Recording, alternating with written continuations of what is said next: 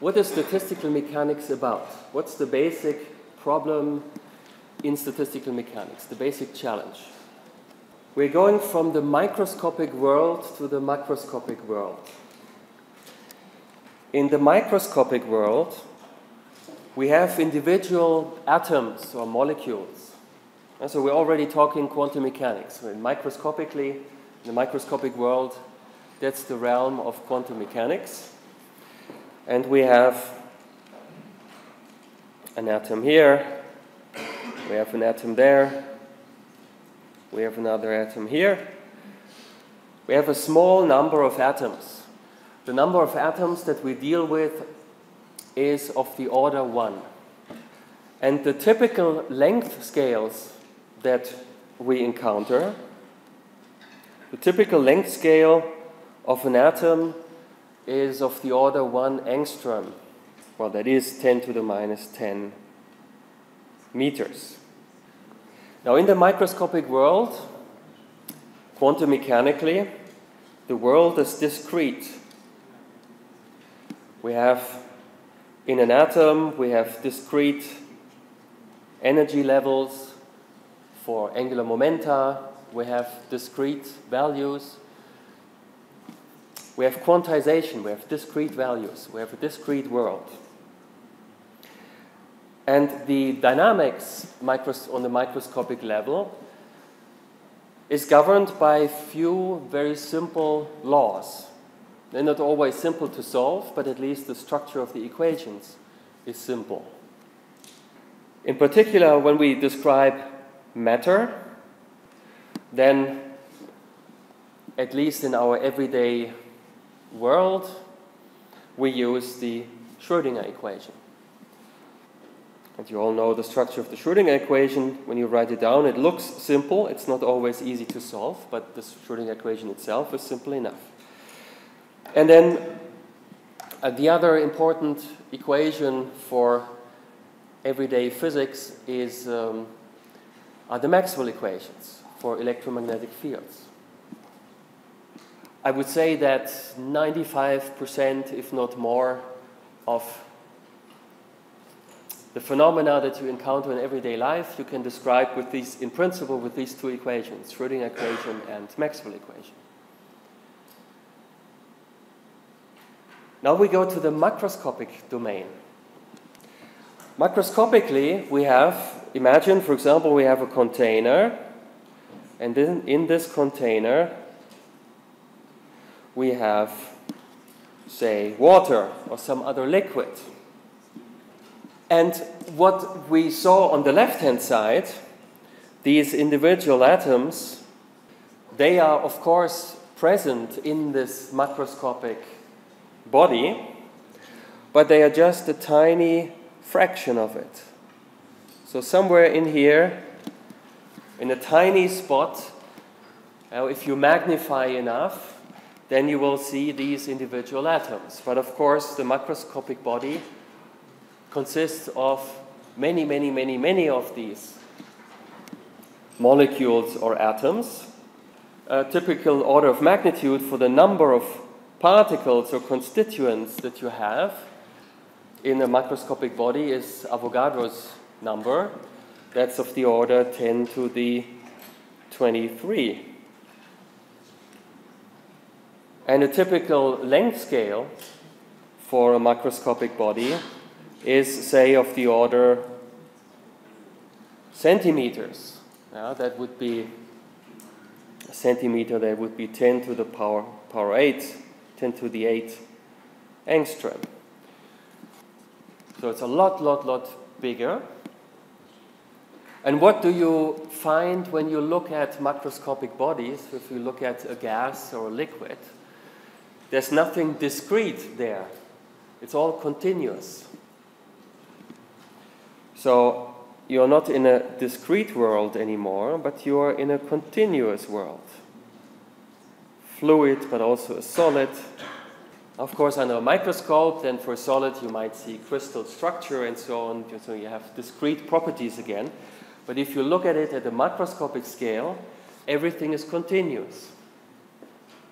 And you observe in these macroscopic objects, you observe phenomena that simply don't exist microscopically. They are qualitatively new phenomena.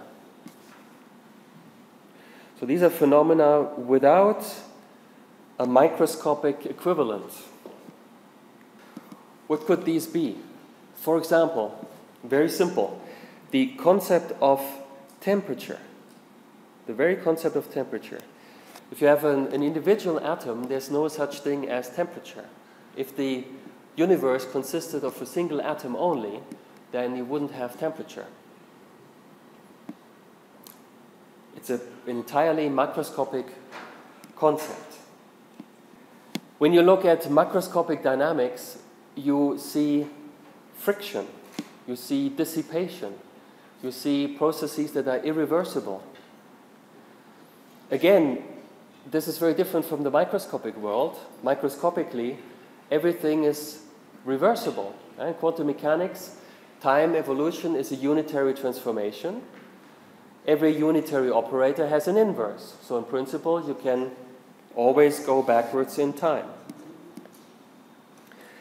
So all these phenomena, dissipation, friction, irreversibility, have no microscopic analog. Another feature is you also see sometimes non-linear behavior in the dynamics. Sometimes you even see memory effects or hysteresis.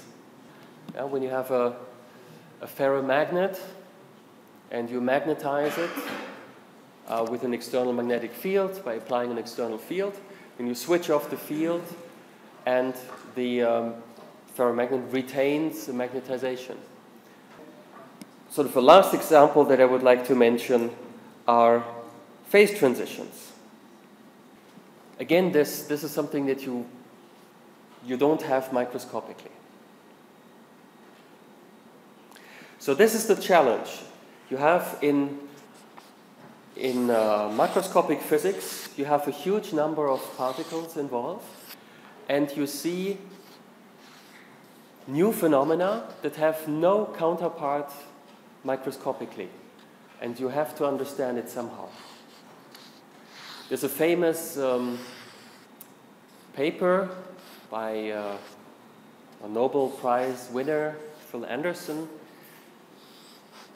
It's entitled "More is Different."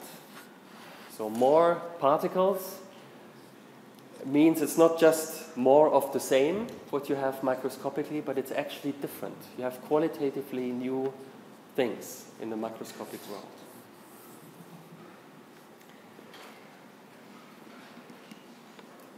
Now, in order to understand that, you need mathematical tools, and one key tool, and maybe the most important tool, is statistics.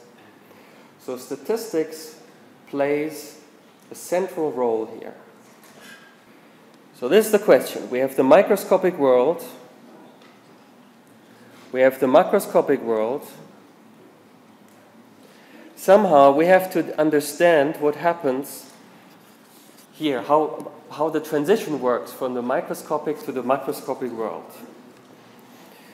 What are the mathematical tools that we can use to describe this transition? One tool, before we come to statistics, one property that we can use is symmetries and conservation laws.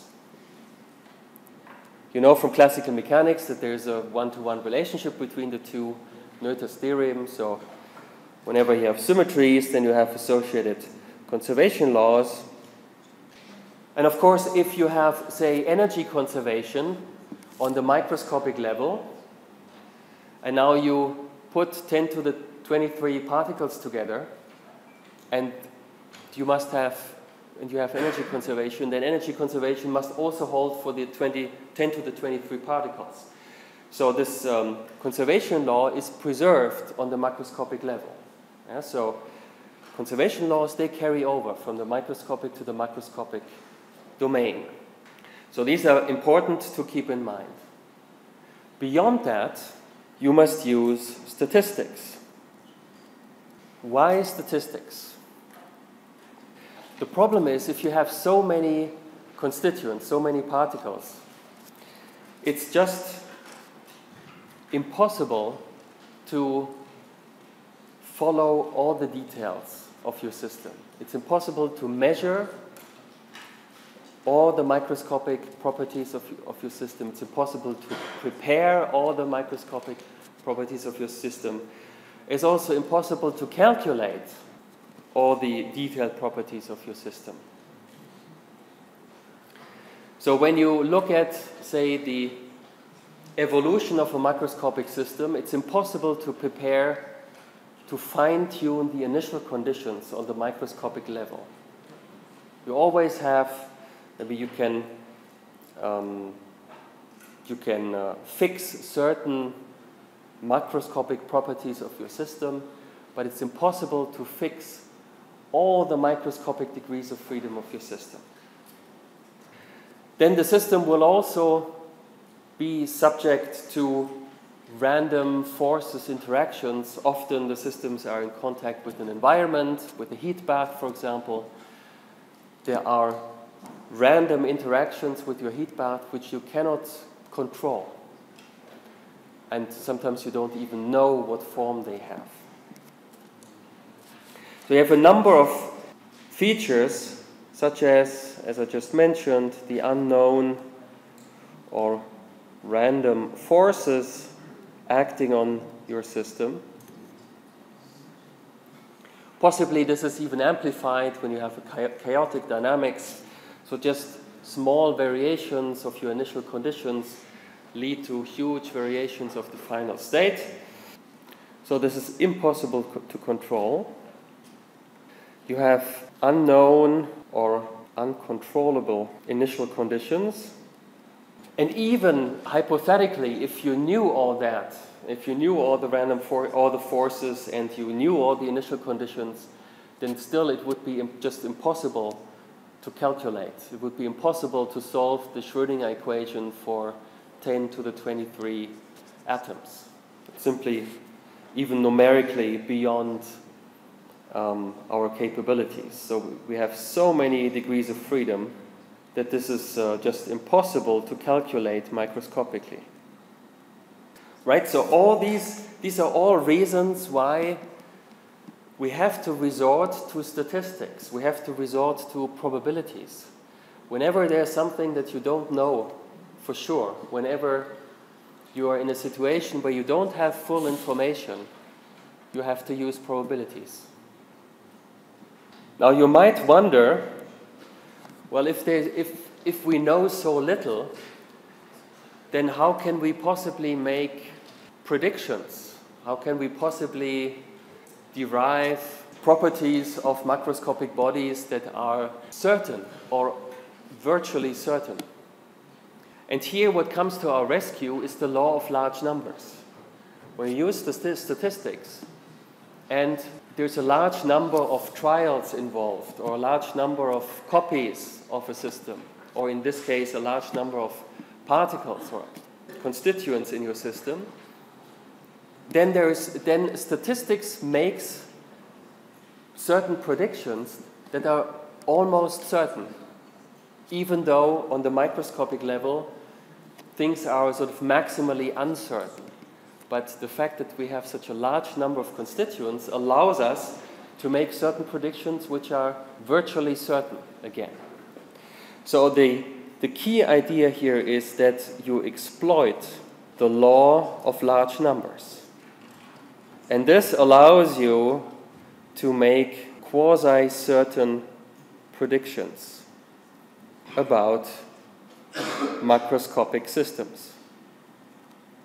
Now, how do you do that? The reason, we will see that in practice very soon, how that works. The key is that typically you only consider macroscopic observables, or you consider averages over many particles. You pick a few observables that are relevant to you, that you measure, that you prepare, that you control in your experiment. And the law of large numbers applies when you calculate the expectation values of these few relevant observables. So let me add this remark here. So how do you exploit the law of large numbers? What you do is you consider averages of just a few relevant, and we have to think about what relevant means. Relevant macroscopic observables. So this is the key idea in statistical mechanics. We use conservation laws. Now these allow you to make sort of definite statements also about macroscopic systems. And for the rest, where you are uncertain about the microscopic dynamics, the microscopic details, for the rest you use statistics.